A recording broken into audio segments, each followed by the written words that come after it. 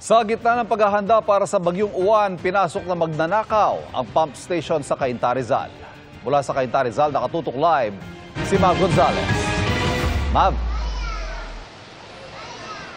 Ivan, ayon kay Mayor Kit Nieto ay hindi na nga mapapakinabangan ngayong araw yung ninakawang pump nila dito sa Park Place, Cainta, Rizal. Dahil din nga tuloy-tuloy yung mga pag-ulan ngayong hapon ay sapilitan ng inilikas yung mga nasa mababang lugar gaya dito sa Barangay Santo Domingo. Bago pa dumilim at lumakas ang ulan dala ng Bagyong Uwan, nag-ikot ang truck ng lokal na pamahalaan ng Cainta para hakutin ang mga bata, babae at nakatatanda. Nagpatupad na ng forced evacuation sa ilang mababang lugar gaya ng Barangay Santo Domingo. Pero may ibang hindi lumikas. Pa naman po, lang namin mga bata para sa evacuation. Maiwan rin po kami. Ihatid lang namin siya. Oo, saka yung misis, walang maiwan sa gamit.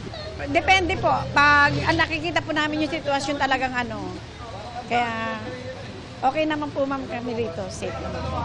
Kumbaga dito hanggang Baywang, pero dito sa amin hanggang dito lang.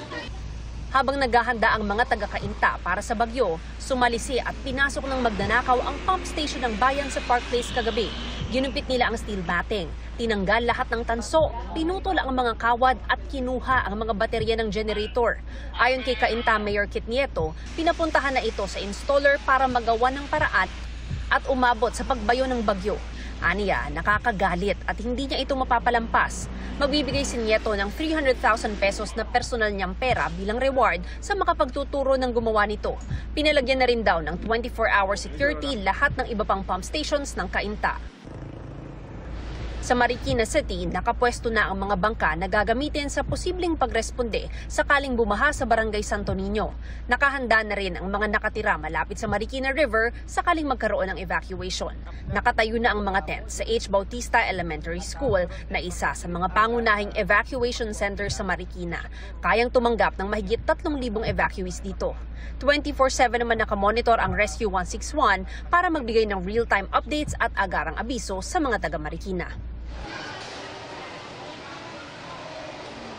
Ivan, balik dito sa Cainta, sa ROTC area para yung naitala na baha na abot tuhod. Samantala, suspendido ang klase sa lahat ng antas, parehong pampubliko at pribadong paaralan bukas at sa Martes. Bukas naman ay suspendido ang trabaho sa lahat ng mga offices ng gobyerno. Ivan? Ingat, maraming salamat, Mav Gonzalez. Nagsimula na lumikas ang mga residente sa Quezon City na nakatira malapit sa mga creek. At nakatutok live si Dano Tingpungo. Dano? Bilang paghahanda nga sa Super Bagyo Uwan ay kahapon pa lang meron na mga lumikas at nanunuluyan sa mga evacuation center tulad nitong sa Barangay Old Capitol Site sa Quezon City.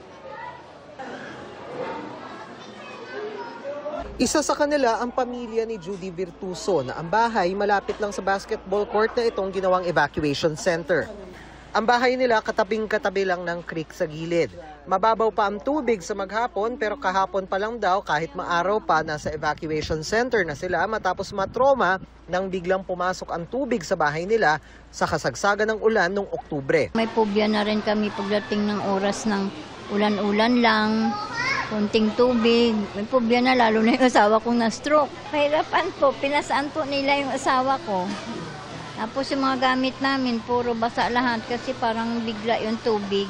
Ang basketball court na ito, isa sa hindi bababa sa 5 pasilidad ng barangay na kinonvert na evacuation center.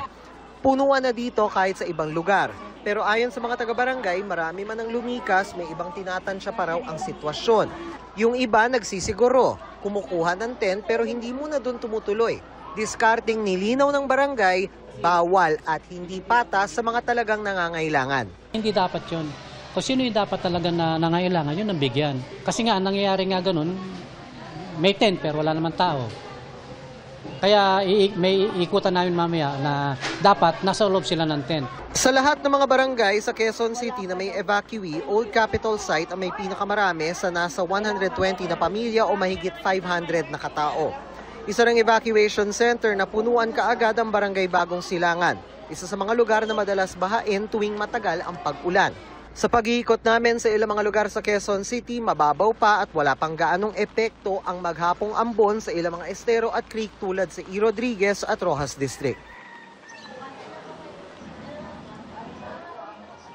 At Pia, yung maghapon na pag-ambon na minsan medyo lumalakas, humihina, yan pa rin ang lagay ng panahon hanggang sa mga oras na ito, bagamat kaninang mga dapit hapon bago lumubog ang araw, nakaranas tayo ng konting lakas ng hangin dito sa ating pwesto sa Barangay Old Capitol Site sa Quezon City. Pia? Maraming salamat, Danoting Kungko. Sa Isabela, mabilisan ang pagpapalikas dahil ngayong gabi, inaasahan po ang pagdaan ng super bagyong Uwan. Mula sa Santiago, Isabela, nakatutok live si June Veneracion. June.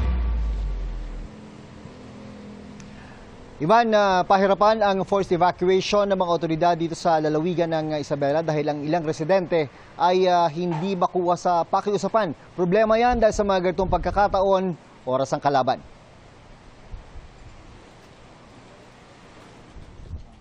Matatanda at mga bata, sila ang mga nakatira malapit sa Cagayan River na inuna sa isinagawang forced evacuation sa Ilagan, Isabela.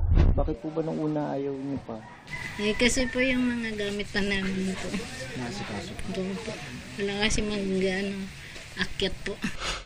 Kailangan mabilisan ang paglikas habang may panahon pa. Mamayang gabi kasi, inaasahan sa Isabela ang hagupit ng Super Typhoon Uwan. Pag nagdilim na, ang hirap talagang mag-responde. Kaya kawawa yung mga bata, ma'am. Pero may mga residente na hindi makuha sa isang pakiusapan. Kapag napapayag naman, parang buong bahay ang gustong isama sa paglikas. Ano gusto nyo dali? Yung washing. Ano pa? Yung ref po. Dadating mo sa evacuation. Pati rin po kami, doon na rin po kami kasi baka po mabasa Masira naman po, sayang. Tagal namin pinundar yun, sir. Yung mga gatas bud ng mga anak namin.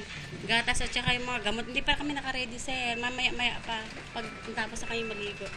May mga residenteng nagputol na ng mga puno at mga sanga na maaring matumba at bumara sa kalsada bago pa man tumama ang bagyo.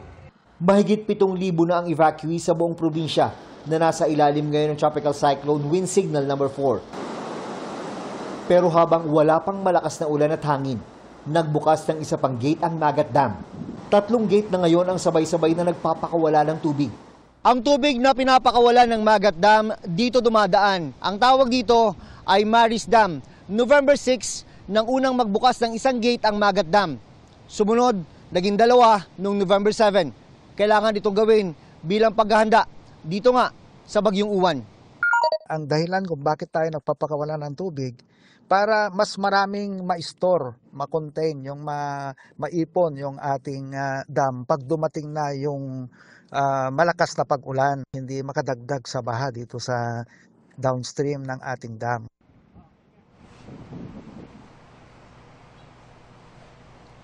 Nagpadala na ng karagdagang tropa at kagabitan ng Armed Forces dito sa Northern Luzon para palakasin ang kanilang disaster response capability.